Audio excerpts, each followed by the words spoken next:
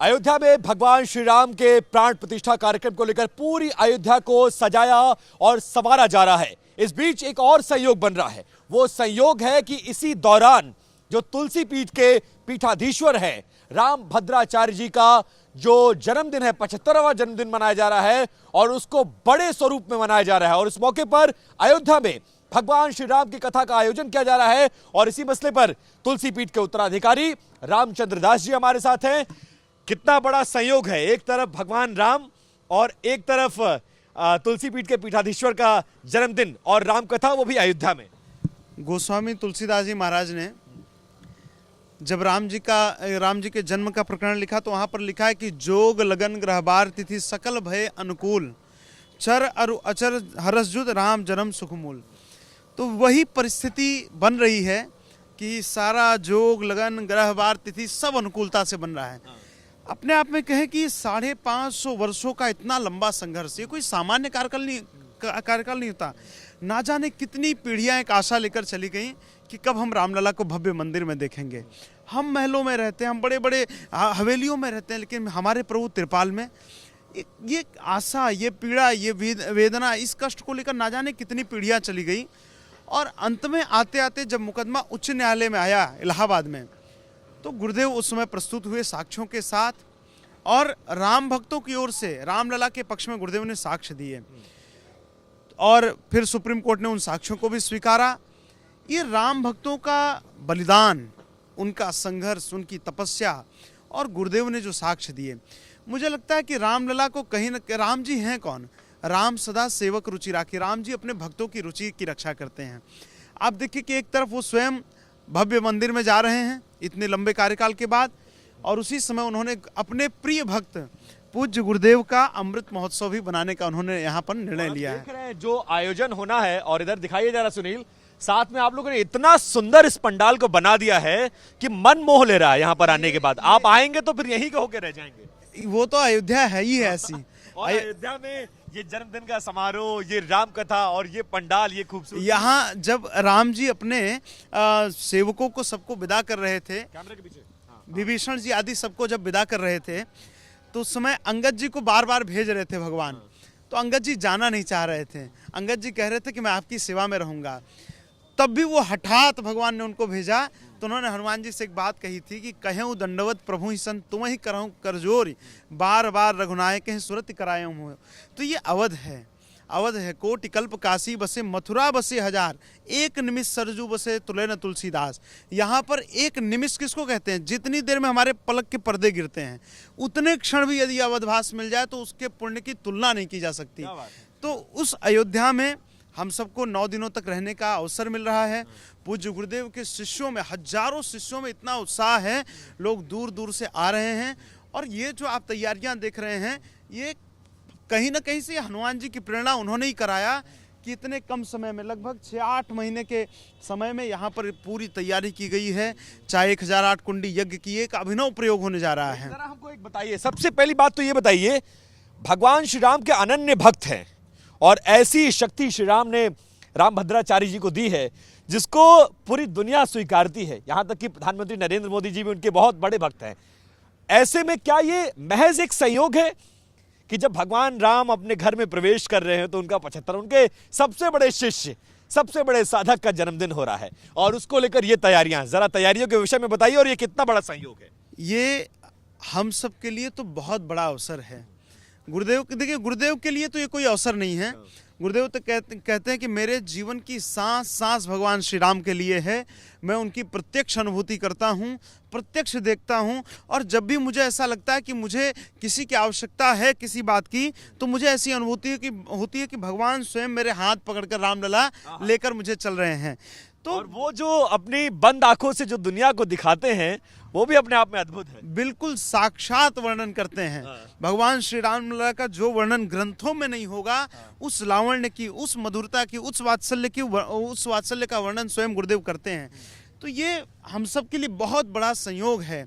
इस अवसर पर आप सोचिए कि कितनी पीढ़ियां, आज तक के इतिहास में सिर्फ हमने टूटते मंदिरों को देखा। कभी सोमनाथ जी में हमला हुआ, कभी मथुरा में हमला हुआ, कभी काशी विश्वनाथ जी पर हमला हुआ, कभी राम जन्मभूमि पर हमला हुआ। आज तक हमने सिर्फ अपने मंदिरों पर हमला होते हुए या टूटते हुए देखा। ये बहुत पहली बार ये होने जा रहा है इतिहास में, जब हम किसी बनते मंदिर को देखने जा रहे हैं, अपने ऐतिहासिक मंदिर को। लेकिन ये बताइए कि तैयारी क्या है? ये तो गेट की भव्यता तो हमको नजर आ रही है, लेकिन क्या क्या है यहाँ पर, ये बताइए क्या क्या इंतजाम है? यहाँ पर श्री हनुमान जी महाराज की कृपा से उन्होंने बहुत बड़ी व्यवस्थाएं की हैं। आप देख रहे होंगे कि भव्य द्वार राम भक्तों के स्वागत के लिए एकदम उत्सुक है। राम भक्तों को ऐसा लग रहा है कि अपने हृदय में समेट लेने की क्षमता इस भव्य द्वार में है। उसके बगल में आप देख रहे होंगे कि स्थानीय कलाकारों द्वारा राम जी के जीवन वृत्त का सुंदर चित्रण, जहां बाल रूप से आरंभ करके प्रभु जो बाल लीला कर रहे हैं, प्रभु के विवाह लीला की चर्चा है, वहीं प्रभु के वन लीला की चर्चा है, प्रभु के रण लीला की चर्चा। आप देख पा रहे होंगे कि किस प्रकार केवट भगवान के चरणों को धो रहे हैं, किस प्रकार भगवान भरत जी को पादुकाएं समर्पित कर रहे हैं। और अंत में आकर जब प्रभु अयोध्या में राजा बन रहे हैं, वही इतिहास फिर दोहराने जा रहा है, जब 22 तारीख को प्रभु भव्य दिव्य मंदिर में विराजमान होने जा रहे हैं। तो इस प्रकार राम जी के जीवन वृत्त को दर्शाता हुआ यह भव्य द्वार है, और सामने राम जी की दिव्य विग्रह राम जी का जो एंटर करेगा वो सबसे पहले उनके बाल रूप के दर्शन दोनों तरफ करते करते उनकी लीलाओं के दर्शन करते करते सीधा भगवान श्री राम यहाँ राजा रामचंद्र के रूप में भगवान विराजमान हैं, हाथ में धनुष लिए हुए, अन्याय पर न्याय के विजय दिलाने का प्रतीक ये विग्रह है। और फिर उसके बाद यहाँ से श्रद्धालु यज्ञशाला की ओर आएंगे। यहाँ पर 1008 कुंडीय श्री हनुमान महायज्ञ हो रहा है, जहाँ पर हजारों वैदिक विद्वान बैठकर पूज्य गुरुदेव के हजारों शिष्यों के साथ, दंपतियों के साथ हनुमान जी महाराज की प्रसन्नता के लिए यज्ञ में आहुतियां डालेंगे।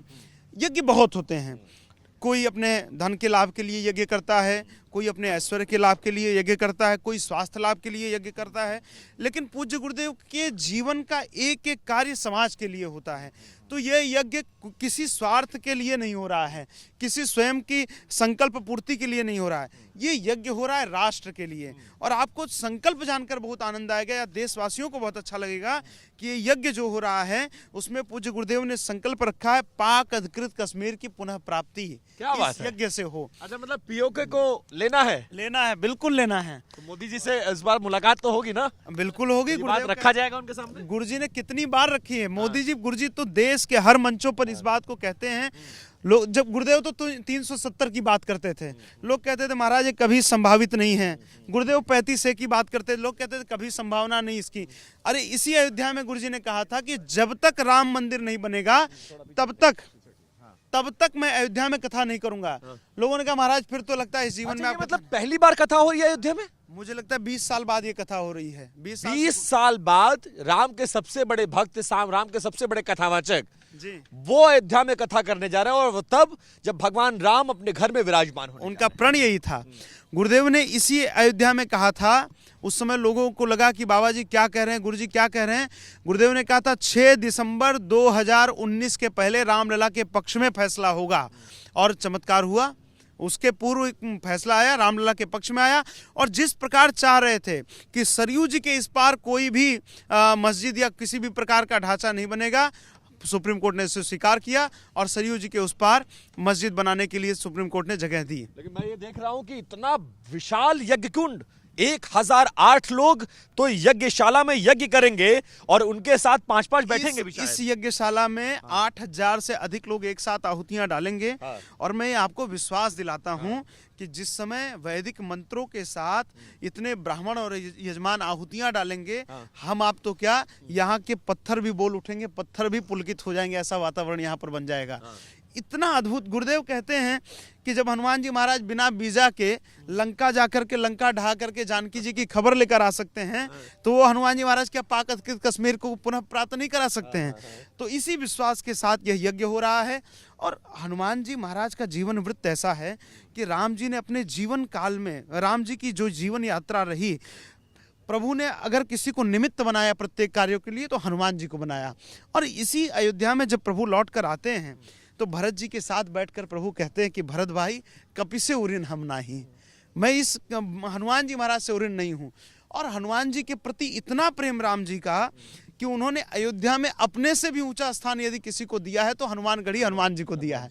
ये अवध धाम धामाधिपति अवतारण पति राम, सकल सिद्धि प्रद जानकी दासन पति हनुमान। तो उन हनुमान जी महाराज की प्रसन्नता के लिए गुरुदेव ये 125 करोड़ आहुतियों के साथ 1008 कुंडी हनुमान महायज्ञ का आयोजन कर रहे हैं जी। यहाँ पर होने वाला 1008 कुंड आप देख पा रहे होंगे। उसके साथ ही यहाँ पर नवग्रह के कुंड बने हुए हैं, प्रधान कुंड बने हुए हैं, और देश भर के जो पूज्य गुरुदेव के अनुयायी हैं वो सीमित संख्याओं में आकर के यहाँ पर क्रमशः यज्ञ में आहुतियाँ डालेंगे। उसके साथ ही चारों वेदों का पारायण, 18 पुराणों का पारायण, उसके साथ ही जितनी रामायणें उपलब्ध हैं संस्कृत में उन सब का पारायण भी यहाँ वैदिक विद्वानों द्वारा किया जाना है। पीछे पूरे एक साकेत टेंट सिटी का निर्माण हो रहा है जिसमें भक्तों के आवास की व्यवस्था होगी, अनुकूल आवास। चूंकि सर्द है, आप देख पा रहे हैं, ठंडी भी है बहुत, तो उस अनुकूल पूरी व्यवस्थाएं की जा रही हैं। खाना पीना रहना सब कुछ व्यवस्था है यहाँ पे। राम जी के चरणों में आके आराम ही मिलना है सबको। अब ये बताइए, राम को आराम मिलेगा, खाने को बादाम मिलेगा, भोजन सुबह और शाम मिलेगा। तो यहाँ हर प्रकार से आनंद ही आनंद होना है। राम कहो आराम मिलेगा, भोजन में बादाम मिलेगा।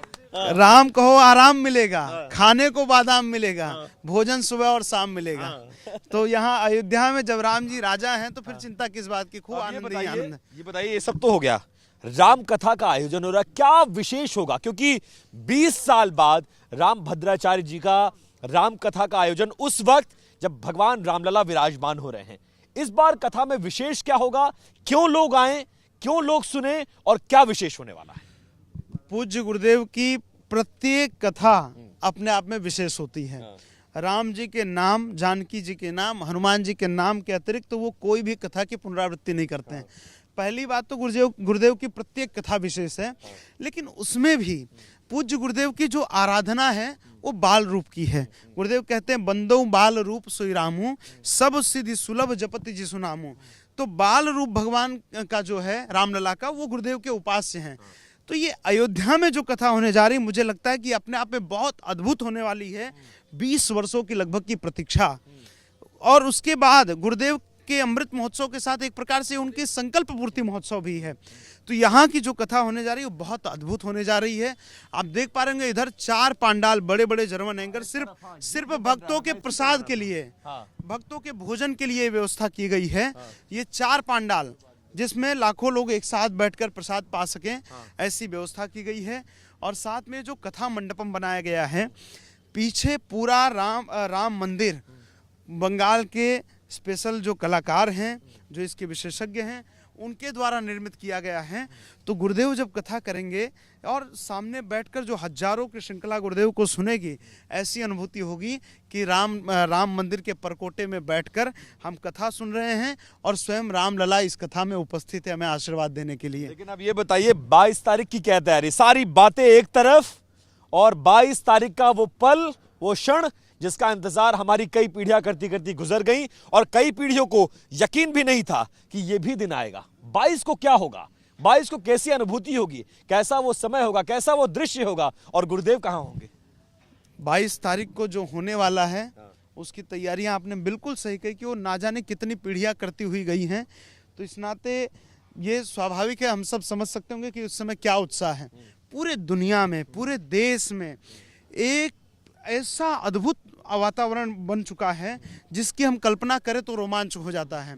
लोग अभी से दिए लगा रहे हैं, लोग अभी से अपने मोबाइल के स्टेटस पर, फेसबुक पर राम जी के भजनों को लगा रहे हैं, और इस कल्पना मात्र से कि 22 तारीख को रामलला भव्य मंदिर में विराजमान होने जा रहे हैं, इस कल्पना मात्र से लोग भावुक हो जा रहे हैं, सजल हो जा रहे हैं। आप देखिए, इसी अयोध्या में एक माता हो 30 साल से मौन व्रत में है, वो 22 तारीख को मौन व्रत खोलेंगी।